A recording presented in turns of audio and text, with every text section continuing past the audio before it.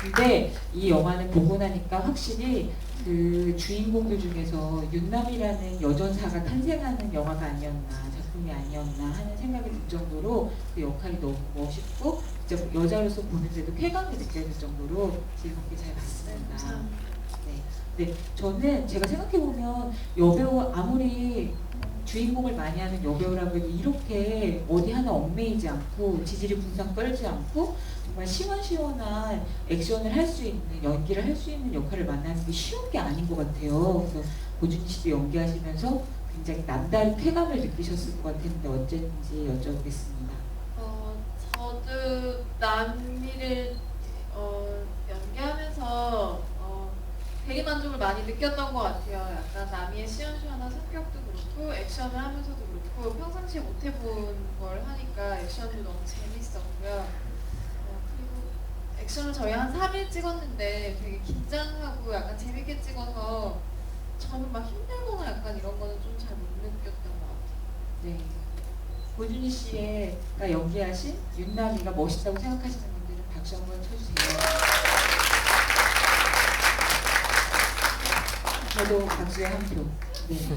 그런데 그 임상추 감독님 영화를 보면 그 전작도 돈의 맛도 그렇고 돈의 맛에서도 그 김효진 씨가 연기하신 배역의 이름이 윤남이에요. 지금 나오는 여주인공의 이름이랑 똑같거든요. 근데 그분도 그 영화에서 어떻게 보면 가장 긍정적이고 희망적인 존재를 그려지는데 길쭉길쭉한 여성분들을 희망적인 존재로 그리시는 이유가 뭔지 여쭤보고 싶습니다.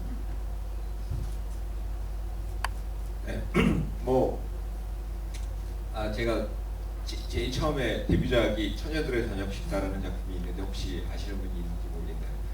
그러니까 제가 한국 감독 중에는 그래도 여자를 그리는 데는 조금 이렇게 제가 좀 자신이 있습니다. 그 좀 자유롭고 그 독립적인 여인들 그리고 그 남자한테 얽매이지 않고 그렇다고 남자를 사랑하지 않는 것은 아니지만 그런 여인들이 멋있는 여인들인 것 같습니다. 샘 오츄리 씨한테 여쭤보고 싶은데요. 야쿠브에 대한 대망의 질문을 좀 이따 드리기로 하고 이 그 감독님이랑 고준희 씨가 현장에서 성격이 되게 잘 통하셨다고 소문이 자자하게 들렸거든요. 보시기에도 두 분이 현장에서 정말 합이 잘 맞았나요? 좋은 짝꿍이었나요? 어디서 들었어요, 그 얘기? 여기저기 막 퍼지더라고요. 그래? 네. 아니 뭐 아시다시피 이제 저도 고준희 씨가 이제 나비 역할을 너무 잘해갖고 제가 깜짝 놀랐습니다. 예. 그 정도 이제 잘했는데 어떻게 보면 이제 저도 감독님 처음 만났을 때부터 저희 그 연기하는 거를 이제 코치도 해주고 이제 조언도 많이 해주시더라고요. 그래서 이제 현장에서 그랬어요. 이제 남이랑 어떻게 이제 임상수 감독님 같은 경우에는 너무 연기하는 것보다 자기가 그냥 느낀 대로 약간 하는 스타일 되게 좋아하시더라고요. 그래서 저는 그것 때문에 이제 남희 씨가 좀 더 시원시원하게 연기를 할 수 있지 않을까라는 생각도 많이 듭니다. 근데 두 분 호흡이 이제 현장에서도 굉장히 좋았습니다. 네. 샘 오츄리 씨랑은 어떠셨나요, 감독님? 아니 저는 처음부터 되게 좋았었어요. 예.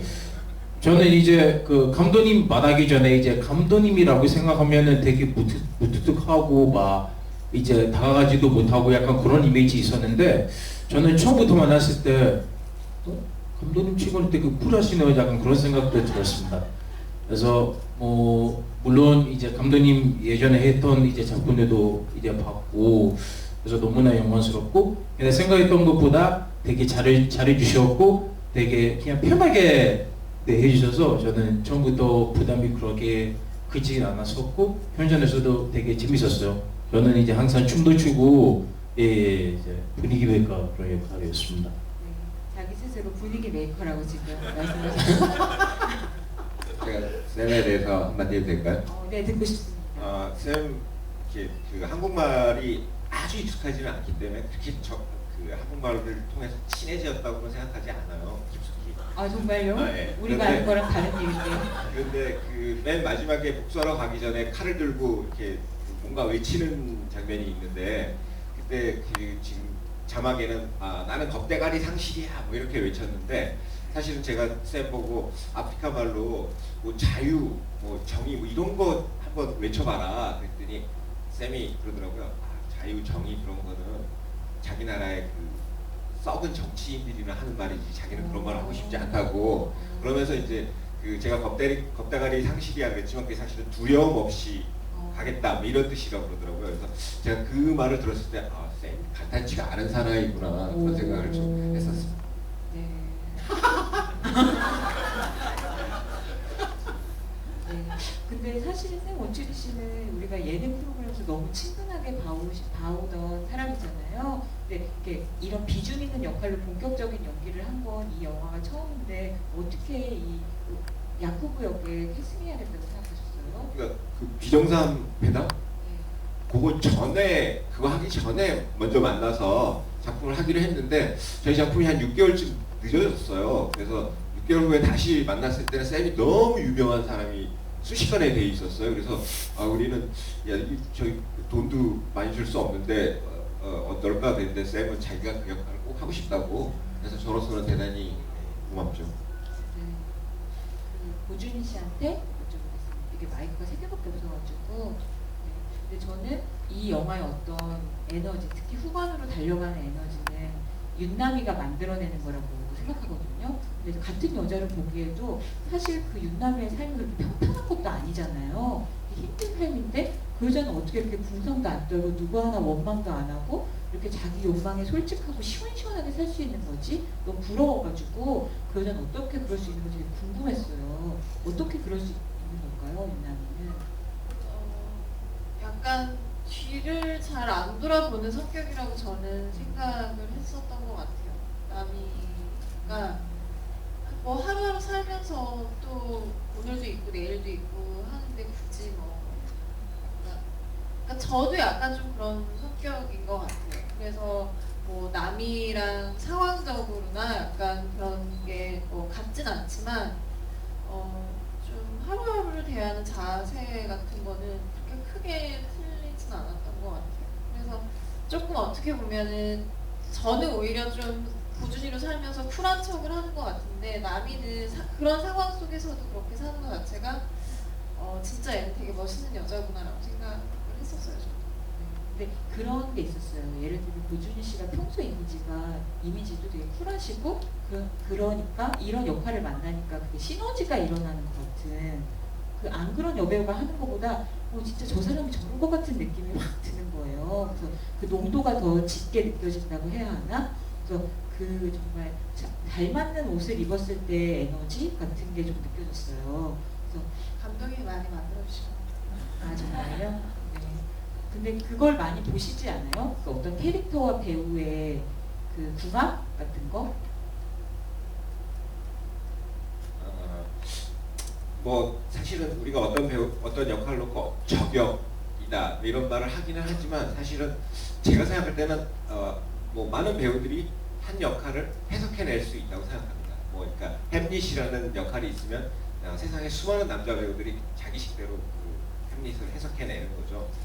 그래서 뭐 저격이라는 게 꼭 있는 것인가 뭐 이런 좀 있기도 한 것 같은데 그런데 이제 사실은 그 영화를 다 찍고 보면은 준희 씨도 그렇고 뭐 승범 씨도 그렇고 원추리도 그렇고 그걸 찍은 감독이 저로서는 그 역할을 딴 어떤 배우가 할 수 있을 거라는 생각은 상상이 안 되는 왜냐하면 뭐 몇 년에 걸쳐서 그 촬영을 했기 때문이겠지만 도저히 이 역할을 딴 사람이 했으면 어땠을까 거의 상상이 안 가는 감독으로서는 심정이 그렇습니다.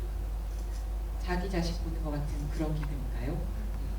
저는 그 준희 씨가 그 승범 씨랑 차 타고 가면서 자기 아버지 얘기하면서 그 사람은 그렇게 간 거고 나는 뭐 나대로 행복하면서 살면 되니까 물론 제가 쓴 대사이긴 하지만 그 할 때 참 이쁘더라고요. 너무 이쁘고 나도 딸이 있으면 저런 말을 할 수 있는 딸이 있었으면 좋겠다 뭐 이런 생각을 했었어요. 아버지의 마음으로 찍으셨네요. 근데 저는 솔직히 말하면 그 샘 워추리 씨가 얘기하신 야쿠브라는 역할도 되게 중요한 4명의 주인공 중에 한 명으로 써주신 거잖아요. 근데 그런 입장에서 보면 이 영화가 어떤 한국 젊은이들의 현실을 패기 있게 다루는 영화인데 그 중 한 명으로 아프리카 이주 노동자의 문제를 다루셨다는 것도 이렇게 생각을 많이 하시고 닮으신 것 같아요. 그래서 그 이유를 좀 여쭤보고 싶습니다. 뭐 남자 주인공은 뭐 좋은 대학 나왔다고 하지만 비정규직 인턴인 거죠.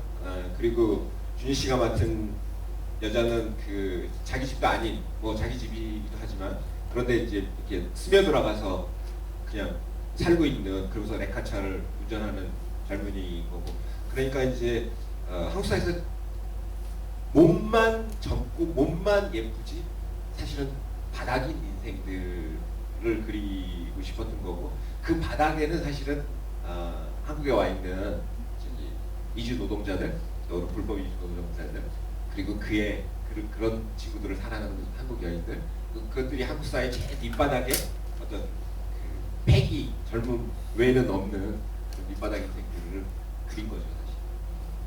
그런 점에서 샘 오츄리 씨도 이 역할을 꼭 해야겠다고 마음먹으셨던 이유가 이런 역할이 보여주는 어떤 의미 같은 거 때문이기도 했나요? 저는 이제 여러 가지 의미 있는데 저는 이제 야쿠브 역할이 제가 처음 읽었을 때 딱 생각했던 게 뭐냐면 저는 야쿠브 같은 사람들이 많이 많았다는 생각 들었습니다. 왜 그러냐면 저는 이제 이발소가 이태원에 있거든요. 그래서 주말마다 가면은 이제 뭐 평일 이제 폐시장에서 일하는 사람들이 주말 되면은 이제 서울 놀러 와서 뭐 이제 하고 싶은 거 다 하는데 저는 그런 사람들의 얘기를 많이 들었었어요. 이제 한국에서 굉장히 힘들게 살고 있다는 그런 사실이. 그래서 저도 뭐 어떻게 보면 저는 이제 장학금으로도 왔고 저는 여태까지 그렇게 편하게 살아왔는데 저는 이제 야쿠브라는 그런 역할이나 그런 인물이 이제 한국에서 그렇게 힘들게 사는 약간 그런 자체도 저는 어느 정도 좀 느끼고 싶었고요.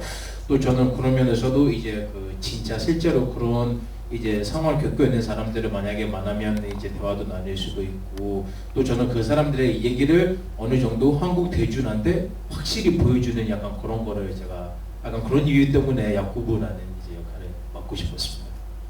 샘 오츄리 씨 멋있네요. 박수. 이 영화의 인물들이 되게 쿨하고 멋있게 보이다가 어떤 순간은 되게 뜨겁다고 느껴지는 순간이 있었는데 그 순간이 이제 나미가 유승범 씨를 진우를 구하러 가야 되는지 말아야 되는지 고민하는 순간이 있잖아요. 근데 사실 처음엔 배신 때리려고 그랬던 거잖아요. 그러다 마음을 이제 고쳐먹잖아요. 근데 그 순간 저 여자가 정말 멋있어 보이는 느낌이었어요. 그 나미는 어떤 생각으로 진우를 구하러 가는 걸까요? 자기도 모르게 진우가 그 감정적으로 들어와 있다는 거를 그때 처음 알았던 것 같아요, 나미는. 그래서 당연히 돈을 선택해야 되는 게 당연한 건데 약간 갑자기 갈등을 하게 되니까 본인한테 짜증이 났던 거죠. 그래서 짜증의 눈물이 아니었나. 네. 제가 해석을 잘못했네요. 더 멋있게 짜증의 눈물이라는 게 훨씬 멋있네요. 지금 얘기를 들어보니까. 그러니까 부모님도 일찍 돌아가셨고 폐주유소에서 나미는 살고 있기 때문에 사랑이란 감정을 그 나이 때까지 그게 뭔지 모르고 자랐다고 생각을 했어요. 저는 그걸 주지도 못하고 받아보지도 못했기 때문에 그 감정을 일부러 다듬는 게 아니고 그거를 본인이 모르고 살았었는데 이렇게 자기한테 헌신적으로 잘해주고 그러니까 마음적으로 약간 이런 감정이 드는 게 처음이어서 이거를 어떻게 해야 될지 모르는 것도 남의 갈등 중에 하나였던 것 같아요. 윤남이라는 여자가 쿨하게 보이다가 되게 뜨거워 보이는 그 순간이 활용 점정으로 제일 멋있었던 장면인 것 같아요.